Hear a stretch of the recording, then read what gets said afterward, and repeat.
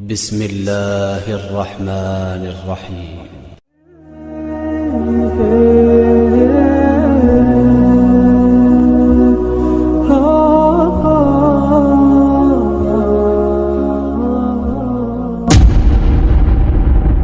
دوستو history scroll T V میں خوش آمدید۔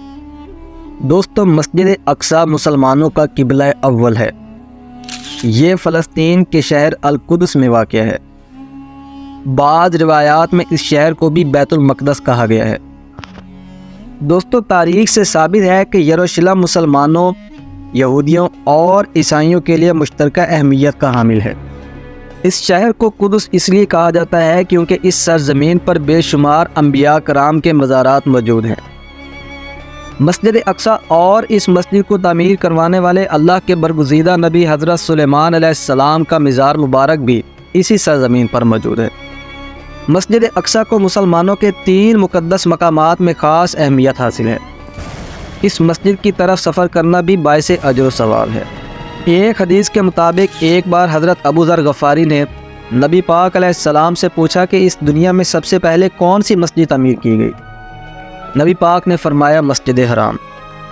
اس کے بعد نبی پاک سے پوچھا گیا کہ اس کے بعد کون سی مسجد تعمیر کی گئی؟ آپ نے فرمایا مسجد اقصی۔ اس کے بعد نبی پاک سے پوچھا گیا کہ ان دونوں مسجدوں کے درمیان کتنے عرصے کا وقفہ ہے؟ نبی پاک نے فرمایا 40 سال۔ اس مسجد کو تاریخ میں غیر معمولی اہمیت حاصل ہے۔ اس مسجد میں حضرت محمد نے تمام انبیاء کی امامت کروائی، جس کو اسلام میں غیر معمولی اہمیت دی جاتی ہے۔ اللہ پاک نے قرآن پاک میں اس سرزمین قدس سے متعلق سورہ اعراف میں فرمایا، اور ہم نے اس قوم کو جس کو کمزور بنایا گیا تھا اس مسجد کے مشرق اور مغرب کا وارث بنایا۔ اس سرزمین میں ہم نے برکت رکھی ہے۔ اس آیت میں جس سرزمین کا ذکر ہے وہ بیت المقدس اور اس کے گرد و نواح کا علاقہ ہے۔ یہ فلسطین انبیاء علیہ السلام کا مسکن اور زمین رہی ہے۔ حضرت ابراہیم علیہ السلام نے فلسطین کی طرف ہجرت فرمائی۔ اللہ تبارک و تعالیٰ نے حضرت لوط علیہ السلام کو اس عذاب سے نجات دی جو ان کی قوم پر اسی جگہ نازل ہوا۔ حضرت داؤد علیہ السلام نے اس سرزمین پر سکون رکھی اور یہیں اپنا ایک محراب بھی تعمیر فرمایا۔ حضرت سلیمان علیہ السلام اسی ملک میں بیٹھ کر ساری دنیا پر حکومت فرمایا کرتے تھے۔ چونٹیوں کا وہ مشہور قصہ جس میں ایک چونٹی نے اپنی باقی ساتھیوں سے کہا تھا، اے چونٹیوں اپنے بلوں میں گھس جاؤ، یہی اس ملک میں واقع اسقلان شہر کی ایک وادی میں پیش آیا تھا، جس کا نام بعد میں وادی النمل یعنی چونٹیوں کی وادی رکھ دیا گیا تھا۔ حضرت زکریا علیہ السلام کا محراب بھی اسی شہر میں واقع ہے۔ حضرت موسیٰ علیہ السلام نے اس ملک کے بارے میں اپنے ساتھیوں سے کہا تھا کہ اس مقدس شہر میں داخل ہو جاؤ۔ انہوں نے اس شہر کو مقدس اس شہر کے شرک سے پاک ہونے اور انبیاء علیہ السلام کا مسکن ہونے کی وجہ سے کہا تھا۔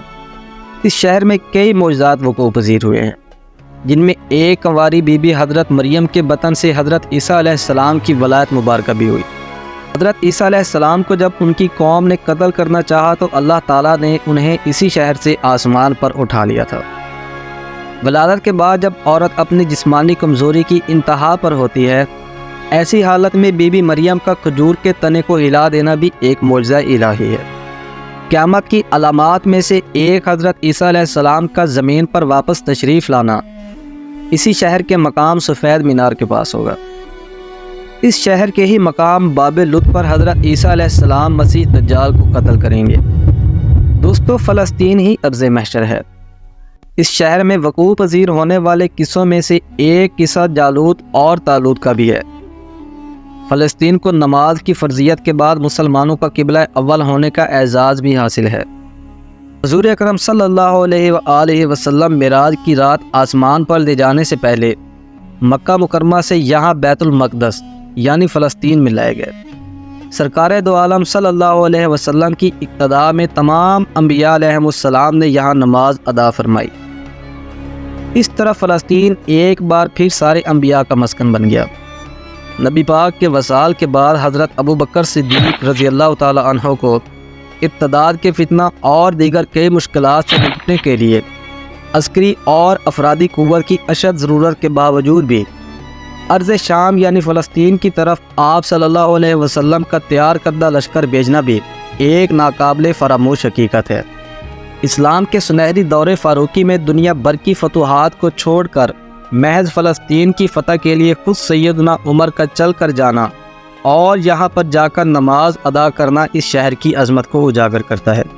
دوسری بار بینہ معراج کی رات بروز جمعہ یعنی 27 رجب 580 ہجری کو سلطان صلاح الدین ایوبی کے ہاتھوں اس شہر کا دوبارہ فتح ہونا بھی ایک نشانی ہے۔ بیت المقدس کا نام قدس قرآن سے پہلے ہوا کرتا تھا۔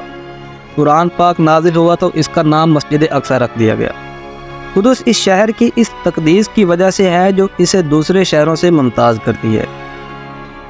اس شہر کے حصول اور اسے رومیوں کے جبر و استبداد سے بچانے کے لیے 5000 سے زیادہ صحابہ کرام نے جام شہادت نوش کیا اور شہادت کا باب آج تک بند نہیں ہوا۔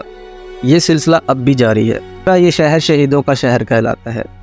مسجد اقصی اور بلاد شام کی اہمیت بالکل حرمین شریفین جیسی ہے۔ فلسطین کی عظمت کا اندازہ اس بات سے بھی لگایا جا سکتا ہے یہاں پر پڑھی جانے والی ہر نماز کا اجر 500 گنا بڑھا کر دیا جاتا ہے۔ مکہ کے شہر میں موجود کعبہ کی تعمیر کے 40 سال بعد مسجد اقصی کی تعمیر عمل میں لائی گئی۔ دوستو، تاریخ سے یہ بات ثابت ہے کہ اس مسجد کی تعمیر مختلف ادوار اور مختلف مراحل میں ہوئی۔ حضرت آدم علیہ السلام یا ان کی اولاد میں سے کسی نے اس کی بنیاد رکھی، پھر اس کی تعمیر حضرت ابراہیم علیہ السلام اور حضرت اسماعیل علیہ السلام نے کی۔ کچھ وقت گزرنے کے بعد جب اسرائیل اس سرزمین پر مضبوط ہونے لگے تو حضرت داؤد علیہ السلام نے اسی جگہ اس کی دوبارہ بنیاد رکھی جہاں حضرت موسیٰ علیہ السلام کا خیمہ نصب کیا گیا تھا۔ اس عمارت کی تعمیر مکمل ہونے سے پہلے حضرت داؤد علیہ السلام کی موت کا وقت قریب آ پہنچا۔ آپ علیہ السلام نے اپنے فرزند حضرت سلیمان علیہ السلام کو مسجد اقصی کی تعمیر مکمل کرنے کی تاکید کی۔ حضرت سلیمان علیہ السلام کو اللہ پاک کے حکم سے پرندوں، جانوروں، انسانوں اور جنات پر حکومت حاصل تھی، جو مختلف سرکاری امور میں بھی آپ کی خدمت کیا کرتے تھے۔